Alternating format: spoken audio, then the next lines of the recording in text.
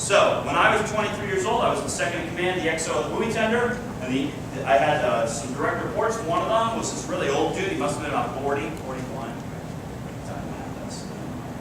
So, but I was a 23-year-old whippersnapper, and I was his boss. And he and I got along great. And he used to say, as we were getting underway out of Curtis Bay in Baltimore Harbor, anybody from Baltimore? So you know what it's like, 0700, you're underway, making way, downbound the Fort McHenry Channel, and you're looking at the Francis Scott Key Bridge, and the sun's rising. He used to sit there with a coffee cup, the seas were calm, and he'd say, XO, if you're not having a good time doing this, you're doing something wrong, right? Little did I know that he would get replaced about a year later, and Al was the new engineering officer. So I knew the problem couldn't be me. It had to be Al, right? Because I got along great with Al's predecessor.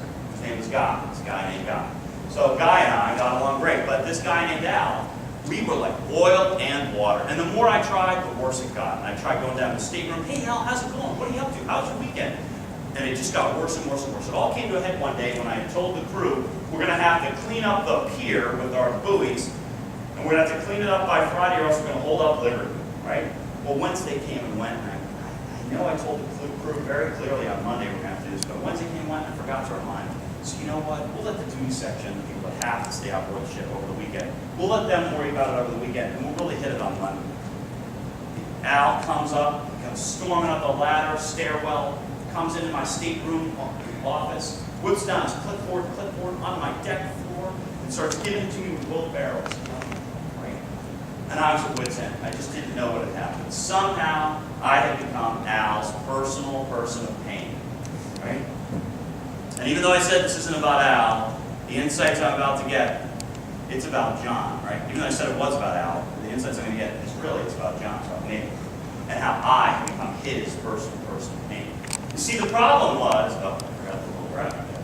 Personal person of pain. The problem was I was treating Al the way my parents taught me. They taught me to treat others with the golden rule. We all know the golden rule. What's the golden rule?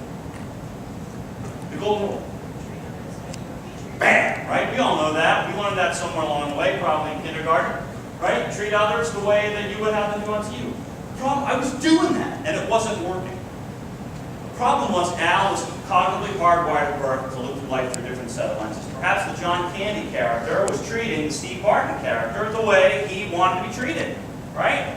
The way John Candy would want to be treated. He was using the golden rule. Sitting on a plane, introducing himself, telling what you do, what do I do, that kind of thing. Not too sure about the socks, but, you know, trying to treat it with the golden rule. But Steve Barton clearly didn't want to be treated that way.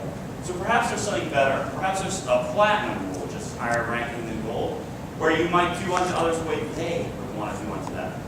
So this model that you're going to get, you're going to drink from a fire hose this afternoon, but I'm going to give it to you fast and quick. My skipper, the CO, came up and he said, hey John, check this out. And this book is on this model you're about to get, and it's just got a couple dimensions and a couple of ways to think about personalities. How many of you are familiar with the Myers-Briggs personality type indicator, the MBTI? So a couple, right? About 10 or 15% of you, right? And he gave me this book in an earlier edition, but this one's based on careers, which we're going to talk about in a little bit about how you can take your insights of a personality and map them into perhaps careers that would be good fits for you. But he gave me this, and I typed myself out, and I typed that out, and I said, guess what? You were exact opposite. We were like John Candy, Steve Barton sitting on a plane. And so this is no joke. I simply changed the way I interacted with him. I simply treated him the way he would want to be treated. And within 5 weeks, I was playing racquetball with him at lunch, and I was going to his house for dinner. No joke, right? It has affected the way I have relationships with every single person I have on the planet, from my spouse to other coworkers. That they're not jerks. They're not, they're not screwed up. It's just they're cognitively hardwired at birth to look through life through a different set of lenses.